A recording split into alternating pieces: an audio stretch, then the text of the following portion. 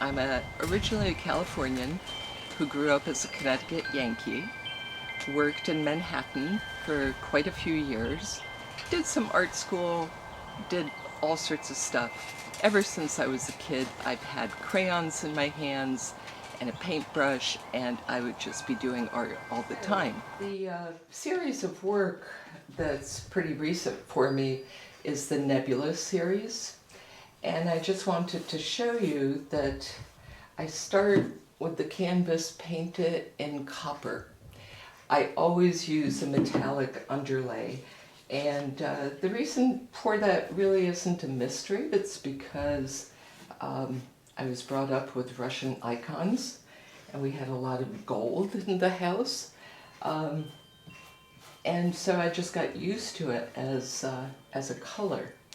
So I would have to say that gold is probably my favorite color, although people would argue that gold really isn't a color. So I work with a big brush, and I put an initial layer of paint down, and then I'll see how it feels to add light to it. That might work. And then I start blending it in. And this is where I start to vary my brush strokes, because the brush strokes start to become texture. And I'm going to add a completely different color. And I like to leave spots showing through. And sometimes I just ghost it. This is what I call ghosting. Blending it. So now let me tell you a little bit about my art. Where should I start? With abstract.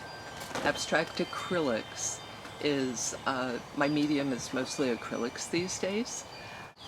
The kind of art I do is not only abstract, it's also, I'm inspired by nature, outer space, Russian icons, flowers, all sorts of things, and then my imagination. So, you know, some people are like, do you have a favorite artist? No. I mean, there's so many great ones, why would you have to choose one? But I like the abstract expressionists, and that's kind of my inspiration. So, and I'll tell you more in person if you come on the tour, all right? Hope to see you there.